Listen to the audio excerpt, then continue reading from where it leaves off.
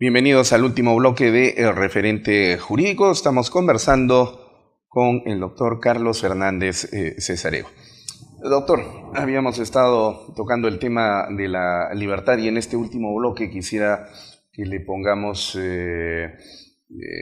nuestra atención. Así como usted hizo la comparación de que la libertad hay que vivirla como hay que vivir a Dios y hay que sentirlo, y sin embargo hay una suerte de relativismo sobre la concepción de Dios el día de hoy, de manera tal entonces que a veces el Dios personal en el que puede creer Juan, Pedro, María o José no es necesariamente el Dios teológico, ¿no? El Dios todopoderoso y supremo. Y algo similar sucede con la libertad, porque hay personas que creen que comportándose de cierta o cual manera están ejerciendo libertad cuando lo que realmente están desarrollando son conductas libertinas, y entonces el libertinaje se confunde con la libertad. Este tema es muy importante porque es el escenario en el que se desarrolla la interacción entre deberes y derechos. Entonces, ¿cómo concibe usted la libertad como basamento o plano sobre el que están interactuando o interrelacionándose los deberes con los derechos para poder generar una sociedad lo más armónica posible? En este sentido, pienso que no se educa a los estudiantes de Derecho y, lógicamente, a través de ellos debería trascender a la comunidad que no hay derechos puros, que todo derecho en sí mismo conlleva en su seno deberes. Yo tengo un derecho a cobrar mi sueldo, mi remuneración. Y mi deudor tiene el deber de fijarme el día y la hora en que yo puedo irle a cobrar. Y se le un aviso que dice, se paga los días miércoles, jueves y viernes a las 11. Ese es un derecho que tiene mi deudor, el que tiene el deber frente a mi derecho. De alguna manera me está limitando, controlando, regulando mi derecho. Pero eso es cuando usted concibe que no hay derechos sin deberes, y esto no se enseña, y esto no trasciende, y todo el mundo cree que tiene derechos y no deberes. Cuando me nombraron como asesor de una constitución que se estuvo haciendo aquí en un momento dado, después de la época de Fujimori, hubo el entusiasmo de crear una nueva constitución. Ahí yo propuse no solamente hablar de los derechos, sino de los deberes. Y se aceptó. Después eso no siguió, en fin. La constitución improyectada quedó en nada. Pero ya ahí yo propuse eso. Que todo derecho conlleva deberes. Y al revés, que todo deber, como el que he mencionado, conlleva derechos. No se puede hablar del deber puro, sino que dentro de ese deber tengo ciertos derechos, y al revés. Ahora, cuando esto está claro, no hay posibilidad de libertinaje.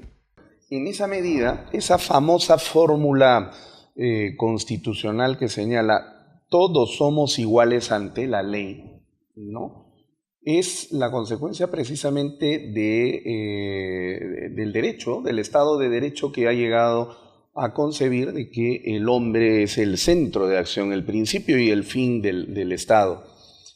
Pero ¿no le parece a usted que esa fórmula es una fórmula incompleta por lo ya conversado? Porque tratar a todos por igual no es sino más bien terminar generando una situación en la que nos pueden meter en un saco lo mismo a Carlos Fernández Cesareo que algún dictadorzuelo, ladronzuelo que haya estado en el aparato público, o en la vida, digamos, común y silvestre, y que por lo tanto entonces más bien la fórmula debería ser: todos somos iguales ante la ley en la medida en la que esos todos antes hayan respetado la ley.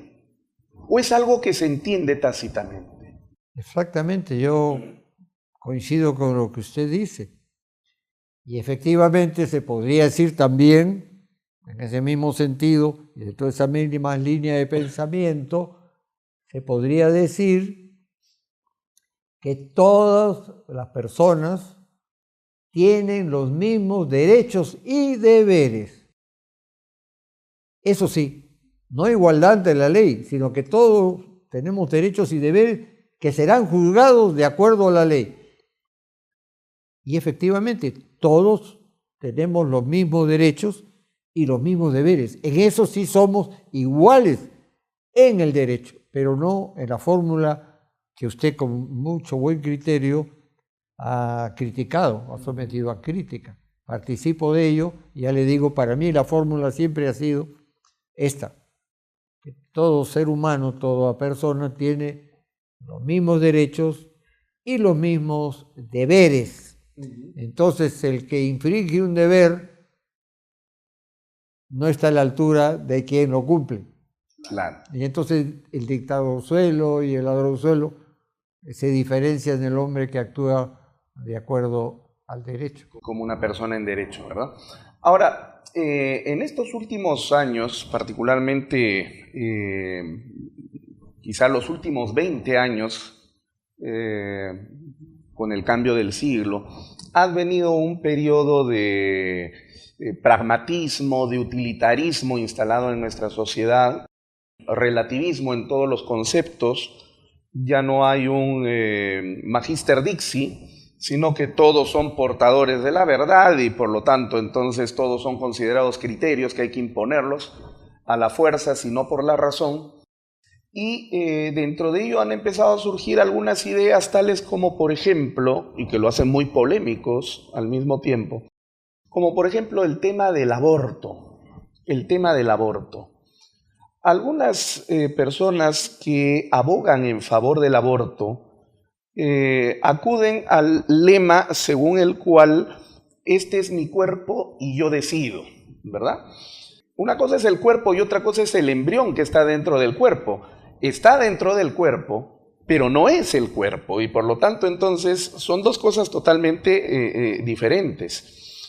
Pero sin embargo, bajo ese ejercicio de libertad casi absoluto, irrestricto y sin bordes y sin límites, se dice pues de que la mujer podría libremente abortar sin ningún problema, olvidando inclusive ese aporte y ese legado suyo al derecho peruano de que el concebido es sujeto de derecho y por lo tanto persona desde ese momento. Que tiene derecho a la vida. Así es, efectivamente. Entonces, efectivamente, usted lo ha dicho, son dos seres humanos distintos. Así es. La madre y el concebido. La madre no tiene derecho sobre un ser humano distinto a ella. Entonces ella no puede disponer de su cuerpo, porque no es su hígado, ni su riñón, ni su corazón. Es otra cosa. La mujer está hecha precisamente para esa función. Y esto no es discriminarla ni rebajarla en una condición de género. Como... Cada uno tenemos, dentro de nuestra, varones o mujeres, tenemos una misión. Una misión. Y somos iguales. Yo en mi libro ya no uso hombre, digo ser humano. Yo la palabra hombre ya la dejé, que el hombre no, el ser humano, hombre o mujer. O sea que en el lenguaje mismo ya hay que hacer esta diferencia. Hay que educar. Y claro, abortar es atentar contra la vida de un concebido. El problema es si en algún caso hay la posibilidad de abortar. Pero eso ya es una discusión aparte, en las que unos están de acuerdo, en el caso de una violación, que no es el deseo de la mujer de concebir, de ser madre, se puede abortar. Esa es una posición que tiene pues algún sentido, Claro. pero que atenta contra la vida. Al fin y al cabo. Entonces está usted superponiendo a la vida este interés de la mujer que en su cuerpo no quiere tener otro ser humano que ella no ha querido tener. Pero ese punto hay que diferenciarlo bien, ¿no? Una cosa es el cuerpo de la mujer, donde anida efectivamente el embrión, pero el embrión no es parte del cuerpo, ¿no? Así que esa idea de que es mi cuerpo, yo hago con él lo que quiero, bueno, puede usted colocarle todos los implantes estéticos que quiere, pero el embrión es otra cosa totalmente distinta. El embrión, el ser humano se inicia en el momento en que el núcleo del espermatozoide se fusiona con el núcleo del óvulo. En ese momento ya nació un nuevo ser. Yo le llamo el caminante que autoabasteciéndose camina N días hasta llegar a su casa, el útero de la mujer. Esta casa es un hotel de 5 estrellas. Entonces, él dejó de ser caminante y es huésped de la mujer. Le ha costado un trecho de camino llegar unos días, pero llegó finalmente. Así es. Y ahí entonces se produce ya el proceso. Pero no se inicia en el momento de la anidación. La anidación es el momento en que este ser humano entra al útero, ingresa al útero. Eso es posterior. Dejando de ser lo que es. No es que antes era un pericote y ahora es un ser humano. Siempre fue ser humano, sino ¿qué cosa es el concebido si no es ser humano? Es un pericote que es ser humano. Esto es indiscutible. Que el ser humano empieza en la concepción es indiscutible para mí. Me podrán tratar de convencer, pero no lo van a obtener. Absolutamente. Bueno, lamentablemente el tiempo ya se nos ha vencido, doctor. Se nos han quedado tantos temas en el tintero que son tan interesantes de poder conversarlos con usted. Y bueno, esperamos pues tener alguna otra ocasión para poder disfrutar de una charla de esta misma naturaleza, si usted nos hace el honor. El honor es mío. Les agradezco por esta entrevista, también dirigida por un filósofo muy bien documentado, que me ha tocado puntos neurálgicos y precisos. Es una conversación extraordinaria entre dos seres que tienen el mismo lenguaje filosófico.